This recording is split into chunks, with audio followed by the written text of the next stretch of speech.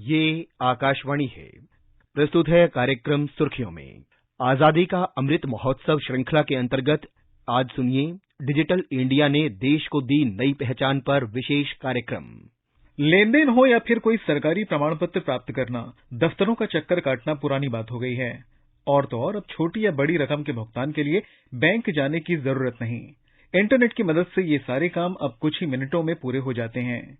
ये सब संभव किया है प्रधानमंत्री नरेंद्र मोदी की महत्वाकांक्षी योजना डिजिटल इंडिया कार्यक्रम से। 1 जुलाई को इस योजना ने अपनी सफल यात्रा के 6 साल पूरे किए हैं। 6 वर्ष पहले इस कार्यक्रम को लॉन्च करते हुए प्रधानमंत्री ने उम्मीद जताई थी। एक कॉम्प्रिहेंसिव इंटीग्रेटेड अप्रोच के साथ भारत के भविष्य को बदलने का एक खाका खींचा है और जिस बारीकी से सारी योजना की रचना की है, मुझे विश्वास है कि करोड़ों देशवासी जिन सपनों को संजो रहे हैं, वे सपने साकार होके रहेंगे। इंटरनेट केंद्रित इस योजना से कमजोर वर्गों को जोड़ने और उन्हें इसका लाभ दिलाने के लिए प्रधानमंत्री लगातार सक्रिय रहे हैं। 6 साल पहले इस योजना को लॉन्च करते हुए भी प्रधानमंत्री ने इस बात पर जोर दिया था। उन्होंने तब कहा था कि जिनके पास इंटरनेट की क्षमता नहीं है, उन्हें भी ये सुविधा दिलानी होगी।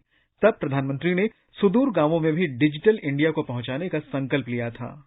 ये प्रधानमंत्री का विजन ही है, जिसकी वजह से अब मिनिमम गवर्नमेंट और मैक्सिमम गवर्नेंस का उनका सपना लगातार जमीनी हकीकत बनता जा रहा है। डिजिटल इंडिया की 6वीं वर्षगांठ पर आयोजित कार्यक्रम में प्रधानमंत्री ने इसे विशेष रूप से याद किया। मिनिमम गवर्नमेंट, मैक्सिमम गवर्नेंस के सिद्धांतों पर चलते हुए सरकार और जनता के बीच, सिस्टम और सुविधाओं के बीच, समस्याओं और सर्विस के बीच गैप कम करना, इनके बीच की मुश्किलें खत्म करना और जन सामान्य की सुविधा बढ़ाना इस समय की मांग रहा है। और इसलिए डिजिटल इंडिया सामान्य नागरिक को सुविधा और उनके एम्पावरमेंट का एक बहुत सशक्त माध्यम है। ये डिजिटल इंडिया की कामयाबी ही है कि सिर्फ बीते जून में ही देश में करीब 8,58,600 करोड़ से ज्यादा का भुगतान और लेन देन डिजिटल तरीके से हुआ। भारतीय राष्ट्रीय भुगतान निगम यानी एनपीसीआई के अनुसार जून में सिर्फ भीम ऐप के जरिए ही लगभग 5,47,373 करोड़ रुपए का लेन देन और भुगतान हुआ। डिजिटल इंडिया का ही अंग है फास्टैग, जिसे अभी हाल ही में जरूरी बनाया गया है। इसके जरिए राजमार्गों पर सिर्फ जून महीने में ही 2,500 करोड़ रुपए से ज्यादा का लेन देन हुआ है। एनपीसीआई के ही आंकड़े के मुताबिक बैंक खातों से दूसरे खातों में सिर्फ जून महीने में ही 2,84,000 करोड़ रुपए से ज्यादा का लेन देन हुआ है। डिजिटल इंडिया कार्यक्रम को लॉन्च करते वक्त प्रधानमंत्री ने कहा था कि आने वाले दिनों में मोबाइल फोन के जरिए ही सारे काम होंगे। प्रधानमंत्री की ये सोच भी सफलता के नए सोपान तय कर रही है। एनपीसीआई के मुताबिक सिर्फ जून महीने में मोबाइल फोन के जरिए 24,667 करोड़ रुपए का भुगतान हुआ है। ये आंकड़े साबित करते हैं कि किस तरह से देश आत्मनिर्भरता की ओर बढ़ रहा है। प्रधानमंत्री इसीलिए कहते हैं, देश में आज एक तरफ इनोवेशन का जुनून है, तो दूसरी तरफ इनोवेशन को तेजी से एडप्ट करने का जज्बा भी है। और इसलिए डिजिटल इंडिया भारत का संकल्प है। डिजिटल इंडिया आत्मनिर्भर भारत की साधना है। डिजिटल इंडिया 21वीं सदी में सशक्त होते भारत का एक जयघोष है। डिजिटल इंडिया कार्यक्रम की ही देन है कि आज लोगों को ड्राइविंग लाइसेंस, जन्म प्रमाण पत्र, बिजली और पानी के बिल के भुगतान के साथ ही आयकर रिटर्न दाखिल करने समेत तमाम कामों के लिए दफ्तरों का चक्कर काटने की जरूरत नहीं होती। इंटरनेट पर उपलब्ध इन सुविधाओं को मुहैया कराने में देश भर में फैले करीब 2.5 लाख कॉमन सर्विस सेंटर भी जुटे हुए हैं। डिजिटल राष्ट्रीय ई गवर्नेंस सर्विस डिलीवरी के अनुसार ई सेवाओं की संख्या साल 2014 के 2,463 से बढ़कर मई 2020 तक 3,858 हो गई। डिजिटल प्रोग्राम की ही देन है कि जहां साल 2014 में प्रतिदिन औसतन इलेक्ट्रॉनिक लेन देन सिर्फ 66 लाख रुपए था, वो अब बढ़कर कई गुना बढ़ चुका है। डिजिटल इंडिया के ही खाते में दर्ज हैं गरीबों का सहयोग करने वाले जनधन खाते। बीते 23 जून तक के आंकड़ों के अनुसार जनधन खातों की संख्या 42 करोड़ 55 लाख हो गई है। डिजिटल इंडिया की ही उपलब्धि है कि अब पूरे देश के लिए एक देश एक राशन कार्ड सुविधा शुरू होने जा रही है।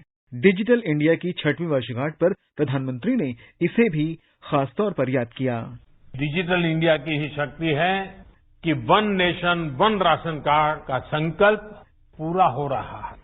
अब दूसरे राज्य में जाने से नया राशन कार्ड नहीं बनाना होगा।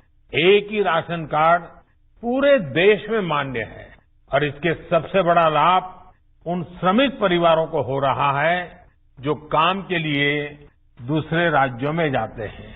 डिजिटल इंडिया कार्यक्रम की सफलता की कहानी यही नहीं पूरी हो जाती। इस योजना के तहत 1 जुलाई 2015 को ही शुरू हुए डिजी लॉकर में लोगों ने करीब 378 करोड़ से ज्यादा दस्तावेज पंजीकृत कराए हैं। डिजिटल इंडिया कार्यक्रम के तहत न्यू एज गवर्नेंस के लिए विशेष रूप से तैयार यूनिफाइड मोबाइल ऐप उमंग में 800 से ज्यादा महत्वपूर्ण ई सेवाएं शामिल की जा चुकी हैं, जिसे 3 करोड़ से ज्यादा लोग डाउनलोड कर चुके हैं, जिसके जरिए लोगों की जिंदगी सहज हुई है। प्रधानमंत्री भी मानते हैं कि डिजी लॉकर को जनता का मिला भरोसा ही साबित करता है कि डिजिटल इंडिया कार्यक्रम कितना सफल है। डिजिटल इंडिया ने कैसे संभव किया है, इसका शानदार उदाहरण है डिजी लॉकर। स्कूल के सर्टिफिकेट, कॉलेज की डिग्री, ड्राइविंग लाइसेंस, पासपोर्ट, आधार या दूसरे दस्तावेजों को संभाल कर रखना हमेशा से लोगों के लिए बहुत बड़ी चिंता रहती है। कई बार बाढ़ में, भूकंप में, सुनामी में, कहीं आग लगने की वजह से लोगों के जरूरी पहचान पत्र नष्ट हो जाते हैं। लेकिन अब 10वीं, 12वीं, कॉलेज, यूनिवर्सिटी के मार्कशीट से लेकर दूसरे तमाम दस्तावेज सीधे डिजी लॉकर में सहज रूप से रखे जा सकते हैं। इस कोरोना काल में जो डिजिटल सॉल्यूशन भारत ने तैयार किए हैं, वो आज पूरी दुनिया में चर्चा का भी विषय है और आकर्षण का भी विषय है। टीकाकरण के लिए भारत के कोविन ऐप में भी आज अनेकों देश चाहते हैं उनके देश में इस योजना का लाभ मिले। वैक्सीनेशन की प्रक्रिया के लिए ऐसा मॉनिटरिंग टूल होना हमारी तकनीकी कुशलता का प्रमाण है। डिजिटल इंडिया का ध्येय वाक्य है शक्ति का सशक्तिकरण। आम आदमी की जिंदगी को सशक्त बनाने में डिजिटल इंडिया ने अपने इस ध्येय वाक्य को सच साबित कर दिखाया है। उसने आम आदमी के सशक्तिकरण की दिशा में क्रांतिकारी काम किया है, जिसके लिए अब आम आदमी को न तो किसी तीसरे व्यक्ति की जरूरत रह गई है और न ही फिजूल के सत्यापन का। उम्मीद की जानी चाहिए कि जैसे जैसे दूर दराज के इलाकों और कमजोर वर्गों तक इंटरनेट की पहुंच बढ़ती जाएगी, डिजिटल इंडिया आम आदमी को सहज और सुलभ सेवाएं उपलब्ध कराने की दिशा में बढ़ता जाएगा। अभी आप सुन रहे थे आजादी का अमृत महोत्सव श्रृंखला के अंतर्गत डिजिटल इंडिया ने देश को दी नई पहचान पर विशेष कार्यक्रम। ये कार्यक्रम आकाशवाणी के समाचार सेवा प्रभाग द्वारा प्रस्तुत किया गया। इसे आप हमारे mobile app news on AIR और YouTube channel news on AIR official पर भी सुन सकते हैं। इस कार्यक्रम के संबंध में अपनी प्रतिक्रिया आप हमें ईमेल कर सकते हैं। पता है airnsdtalks@gmail.com। यह कार्यक्रम फिर से सुनने के लिए लॉग ऑन करें हमारी वेबसाइट newsonair.nic.in।